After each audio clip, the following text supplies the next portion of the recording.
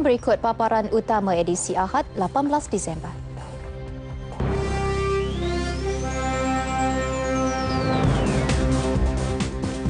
Malaysia Brunei tubuh jawatan kuasa teknikal tangani karenah birokrasi perjalanan darat. Sistem program ramalan dan amaran banjir beroperasi sepenuhnya tahun depan.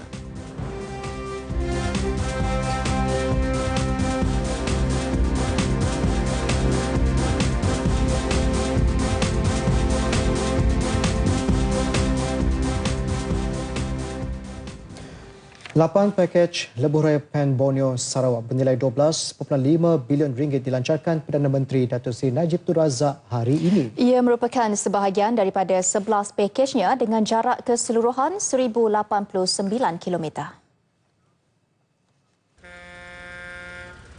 Pelaksanaan fasa pertama dijangka siap dalam tempoh 5 tahun iaitu pada 2021. Sementara fasa kedua pembinaan lebuh raya PAN Borneo akan memberi fokus untuk memastikan perjalanan dari Sematan ke Sabah berjalan lancar tanpa sebarang karenah birokrasi.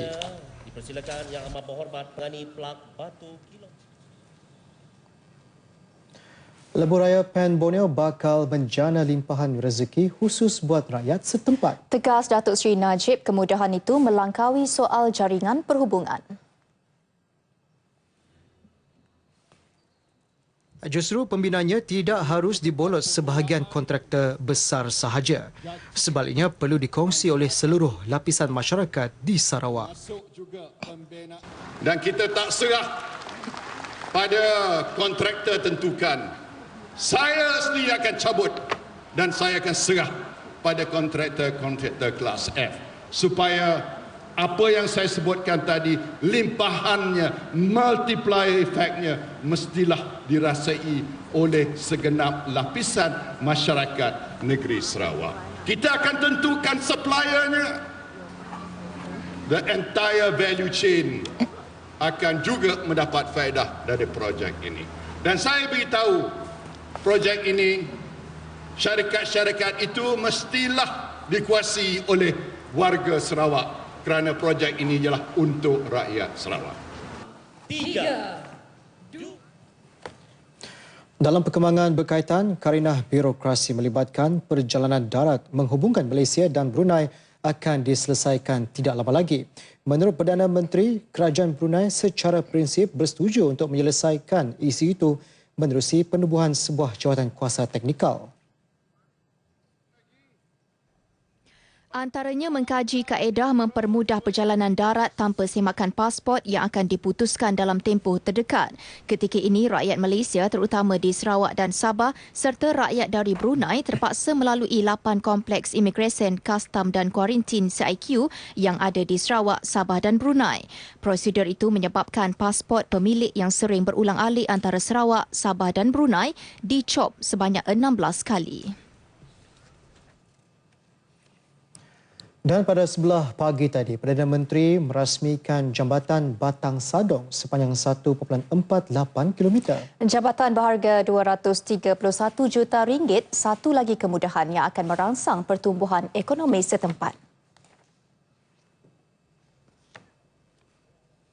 Datuk Seri Najib berpuas hati kerana pembinaan jambatan ini berjaya disiapkan 2 minggu lebih awal daripada jadual asal, di samping mengurangkan kos sehingga RM12 juta. Projek itu bukti komitmen pembangunan luar bandar menerusi rangkaian jalan raya yang baik, selesa dan selamat. Inilah rahmatnya kepada kita semua. Tentu sekali dalam soal keselamatan juga lebih terjamin dari segi merancangkan pertumbuhan sosioekonomi bila berdekatan dari segi pengeluar dan pasaran, tentu sekali dapat menambahkan pendapatan penduduk-penduduk di sini. Dari segi potensi bidang-bidang agriculture umpamanya, sudah tentu ini boleh mendapat kadar pertumbuhan yang lebih tinggi lagi. Bagi melengkapkan jajaran jalan pesisir pantai, satu lagi jambatan dirancang untuk dibina merentasi Sungai Batang Lupar bernilai RM1 bilion. Pembinaan jambatan 5 km itu menurut Perdana Menteri dijangka bermula tahun 2018 sekaligus menjadi jambatan terpanjang di Sarawak.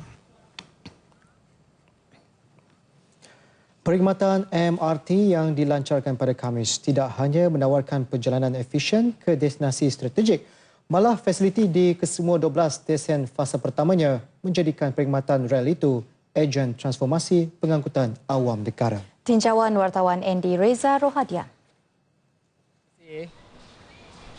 Baiklah, ini hari ketiga operasi perkhidmatan MRT fasa pertama melibatkan 12 stesen di laluan Sungai Buloh Kemantan sejauh 21 km. Hari Ahad pastinya ramai yang mengambil peluang untuk menggunakan perkhidmatan MRT ini. Ayuh kita tinjau keadaan sepanjang perjalanan ini.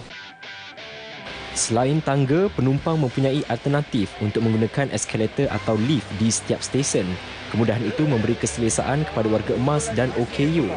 Aspek keselamatan turut diutamakan dengan pemasangan kamera litar tertutup CCTV, juga garisan amaran berlampu di lantai dan pintu stesen. Dan naik kereta api? Okay. Baiklah, berbeza dengan perkhidmatan rel sedia ada di Malaysia, pihak MRT memasang pintu pagar automatik ini yang hanya akan dibuka apabila train sampai, ia bagi memastikan keselamatan para penumpang, terutamanya kanak-kanak dan juga warga emas. Penduduk sekitar kawasan laluan MRT tidak perlu bimbang dengan bunyi bising kerana dinding pencerap bunyi dibina bagi mengelak gangguan itu. Ternyata semakin ramai warga kota teruja merasai sendiri pengalaman menaiki MRT. Saya rasa MRT ini memang selesa lah, sungguh selesa. Saya daripada Sungai Buloh tadi sampai ke Kemantan, memang sungguh selesa. Seronok naik ke MRT ini. I give 5 bintang. Dia punya ni selesa, aircon dia. Lepas tu untuk safety, dia punya ruang pintu tu okey lah. Memang teruja sebab sebelum ni memang tak ada bas pun kat sini. Itu yang first time nak try tu, naik bas daripada sini. Nak bawa budak-budak masuk nak try naik MRT ni. Amat selesa lah sebab dia luas kan, ramai boleh naik. Jadi kemudahan parking tu pun ada banyak tempat yang dibuat. Jadi selesa lah untuk penumpang-penumpang untuk burang-alik lah. Kemudahan surau, tandas, kedai serbaneka menambahkan lagi keselesaan pengguna. Baiklah, yang berwarna ini adalah laluan fasa pertama MRT, manakala yang berwarna hitam ni pula adalah fasa kedua laluan MRT sejauh 30 km daripada Semantan menuju ke Kajang yang dijadual akan siap sepenuhnya pada Julai tahun hadapan. Jadi bagi anda yang belum merasai sendiri pengalaman menaiki perkhidmatan MRT yang serba canggih dan juga selesa ini, ambil peluang untuk merasainya sendiri. Perkhidmatan percuma disediakan sehingga 16 Januari depan. Apa lagi? Jom naik MRT. Andy Reza, RTM. Mass Rapid Transit Corp Sdn Bhd menafikan dakwaan ahli Parlimen Pandan Rafizi Ramli kononnya kos RM21 bilion bagi projek MRT laluan Sungai Buloh Kajang SBK hanya untuk fasa pertama. Sebaliknya, kos tersebut membabitkan kedua-dua fasa iaitu laluan sepanjang 51 km. Kenyataan MRT Corp juga menyebut Rafizi mungkin keliru atau sengaja cuba mengelirukan rakyat, malah mendakwa kos keseluruhan MRT mencecah RM100 bilion.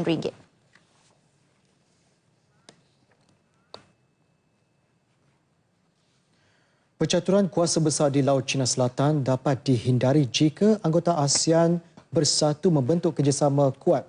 Tegas Menteri Pertahanan Datuk Seri Syamuddin Tun Hussein, pendirian Malaysia adalah konsisten demi kestabilan di wilayah tuntutan bertindih itu. Our Panglima Tentera Laut kita, Tan Sri Kamaruzaman, untuk menjadi point person, dan Admiral Kamaruzaman ni ada talian secara langsung dengan China dan juga Amerika Syarikat.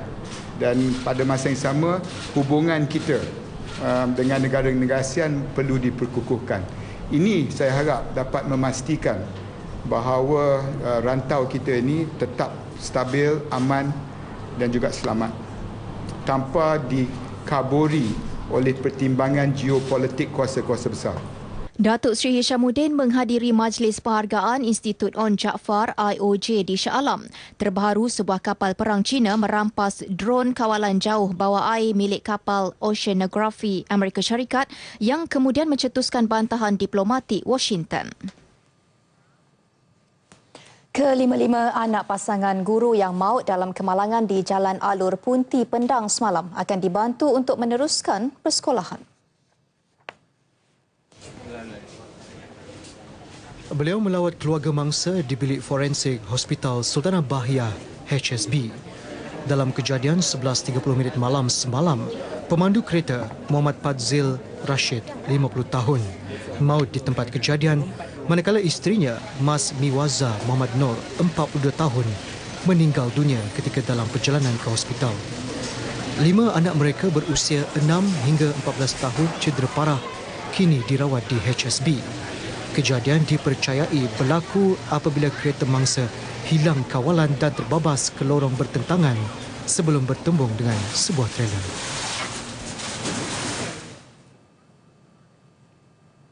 Satu lagi kes jangkitan virus Zika dikesan melibatkan seorang warga emas lelaki berusia 67 tahun dari Petaling Jaya. Ia menjadikan jumlah keseluruhan 8 kes dilaporkan di negara ini. Menurut Ketua Pengarah Kesihatan Datuk Dr. Nur Hisham Abdullah, kes disahkan pada 14 Disember. Aktiviti kawalan telah dilaksanakan di lokaliti kediaman dan tempat-tempat lain yang pernah dilawati pesakit di samping mengambil sampel darah dan air kencing keluarga terdekat untuk ujian saringan Zika. Sistem program ramalan dan amaran banjir PRAB dijangka dapat digunakan sepenuhnya hujung tahun depan. Buat permulaan, ia dibangunkan di Kelantan, Terengganu dan Pahang dengan kos RM150 juta. 3 negeri itu dipilih kerana risiko banjir yang lebih tinggi berbanding negeri lain. PRAB mampu memberi ramalan antara 2 hingga 7 hari sebelum banjir berlaku di sesuatu kawasan.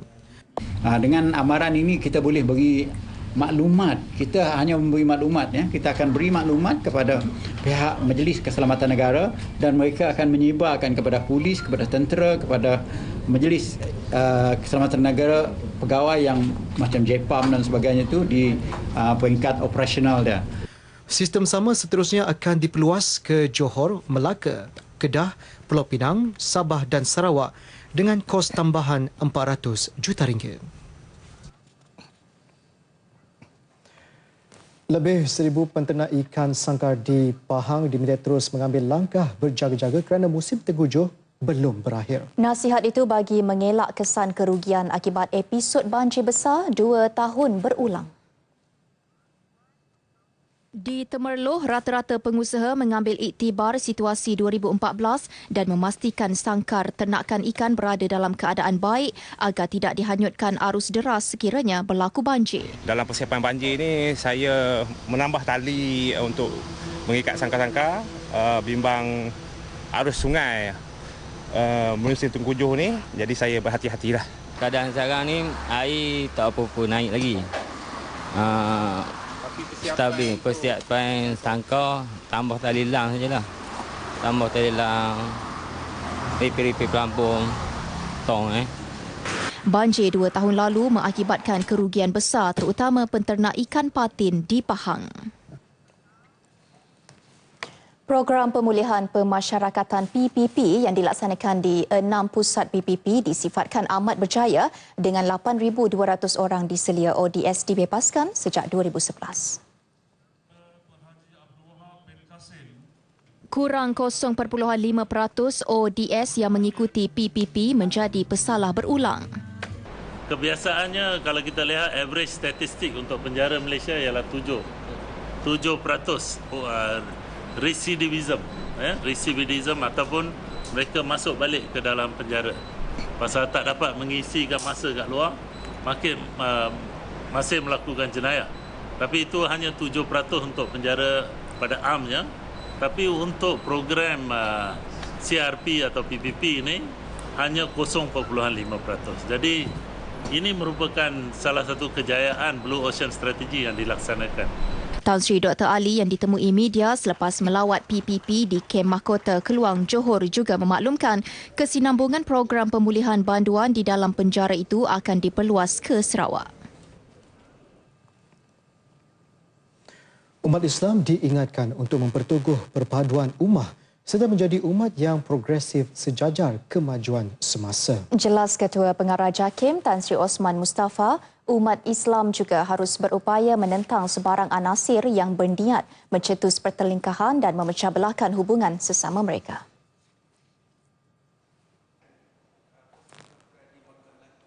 Sebarang perbezaan yang timbul dalam kalangan umat Islam tegasnya perlu ditangani sebaik mungkin.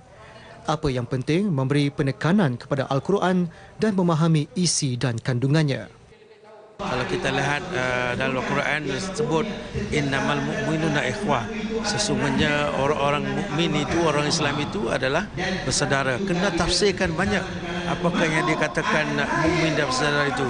Jadi kalau kita faham maknanya sebenar, sudah pasti kita tidak akan cari titik-titik perpecahan, kita akan cari titik-titik persamaan. Mengulas kekejaman di Syria, beliau menyarankan umat Islam di negara ini untuk melakukan solat hajat memohon kesejahteraan umat Islam di sana. Tan Sri Osman menyatakannya selepas menghadiri majlis khatam Perdana Al-Quran Al-Karim dan selawat cinta Rasul di Masjid Saidina Abu Bakar As-Siddiq Bangsar. Majlis sempena sambutan Maulidur Rasul itu disertai kira-kira 2,000 orang. Sementara itu, menurut pengerusi Masjid Saidina Abu Bakar, Datuk Ibrahim Tambi Cik, sekiranya umat Islam terus bertelagah, tidak mustahil keadaan akan menjadi huru-hara seperti yang dialami beberapa negara lain. Supaya kita dapat bersatu, kita dapat berkenal antara satu sama lain dan kita dapat menguatkan ukhuwah kita, ukhuwah Islamiah.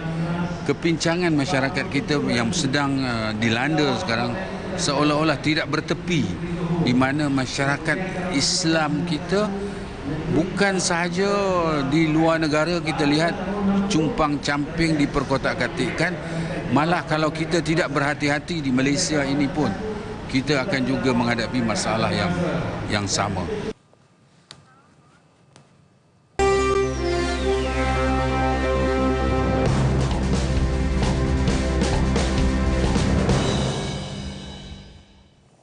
Kita ikuti perkembangan sukan. Pemain tengah Pulau Pinang Muhammad Faiz Subri yakin Ketua Jurulatih skuad Harimau Kumbang yang baru Ashley Westwood mampu memperbaiki pencapaian musim lalu dalam kancah saingan Liga Super.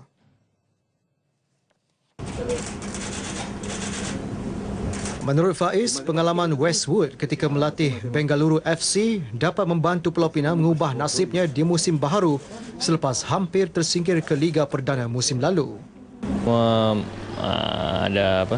Ada harapan tinggi untuk berjuang untuk Super League tahun depan. Tengok pada coach pun okey, tak ada masalah apa. InsyaAllah kalau tahun depan Penang akan bersaing dengan nama-nama besar seperti Johor, Timur Melaka kan. InsyaAllah. Westwood mengambil alih kerusi panas bola sepak Pulau Pinang daripada Nenad Bacina yang dipecat pengurusan Persatuan Bola Sepak Pulau Pinang FAP.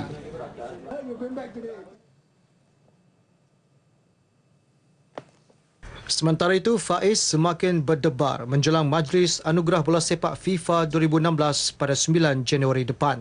Segala persiapan telah dibuat. Terbaru, pihak Persatuan Bola Sepak Malaysia FAM telah bersetuju untuk menaja 3 tiket penerbangan kelas perniagaan kepada isteri Faiz, Nur Zawanis Hashim, serta 2 anaknya, Akif Fayyad dan Muhammad Akil Zayan. Ucapkan jutaan terima kasih kepada FAM, PFAM dan TMJ yang telah memberi sumbangan serta tiket untuk anak dan isteri saya ke sana, dan seluruh rakyat Malaysia teruskan mengundi sehingga 9 hari bulan nanti, insyaAllah. Selain itu, Faiz Subri akan ditemani Timbalan Presiden FAM, Datuk Seri Afandi Hamzah selaku pegawai pengiring. Faiz ditemui media ketika hadir sesi ukuran badan untuk pakaian rasmi di premis jenama terkenal Kinslager yang akan dipakai sewaktu majlis yang berlangsung di Zurich nanti.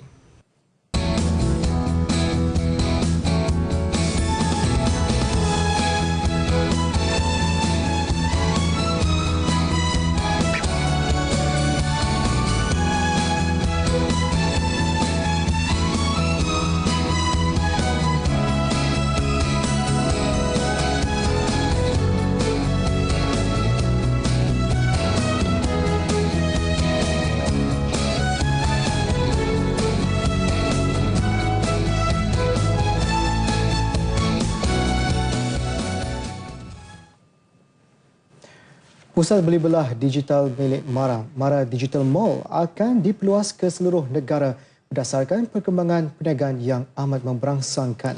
5 lagi pusat serupa akan dibuka tahun depan.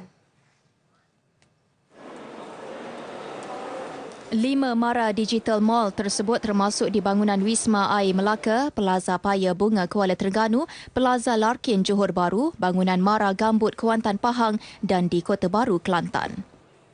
Manakala negeri-negeri lain yang belum ada seperti di Kedah, Pulau Pinang, Perlis, Sabah Sarawak dan sebagainya, kita sedang mengenal pasti kawasannya dan sasaran saya kalau boleh sebelum akhir tahun depan seluruh negara sekurang-kurangnya mempunyai satu Mara Digital di setiap negeri. Sejak dibuka setahun lalu, Mara Digital mencatat nilai jualan RM18.4 juta. Pusat Internet Satu Malaysia PI1M Kampung Capu Hulu Terengganu bakal dijadikan pusat pengumpulan dan pengedaran yang pertama di Semenanjung. Hasil tanaman dan produk penduduk kawasan pedalaman boleh dipasarkan secara meluas menerusi kaedah itu. Menurut Timbalan Menteri Komunikasi dan Multimedia Datuk Jailani Johari, pemasaran dalam talian lebih efektif dan menjimatkan kos pengangkutan. Sebelum ini, pusat pengumpulan setempat seperti itu yang diadakan dengan kerjasama Pos Malaysia sudah beroperasi di Sabah dan Sarawak. Pasal kita nampak ada banyak produk-produk tempatan yang boleh dipasarkan. Jadi kedudukan kita sini dengan pejabat pos agak jauh. Jadi maknanya dengan adanya pusat pengumpulan dan pengedaran, maknanya Pos Malaysia akan datang, collect dan serahkan kepada mana-mana yang nak beli secara atas talian itulah. Datuk Jailani yang juga ahli Parlimen Hulu Terengganu merasmikan serentak PI1M Felda Mengkawang, Menerong dan Padang Tara di Kampung Capu. Sehingga kini terdapat 840 PI1M di seluruh negara, 54 daripadanya beroperasi di Terengganu. Ini termasuk 9 di Parlimen Hulu Terengganu. Nasional 8 berakhir di sini memberi laluan kepada siaran langsung pertandingan akhir Bintang Kecil 2016. Visual keriangan 300 anak yatim dari rumah amal sekitar ibu negara yang menerima sumbangan pakaian menjelang sambutan Christmas anjuran Yayasan Wilayah Persekutuan menutup paparan malam ini. Assalamualaikum dan salam sejahtera.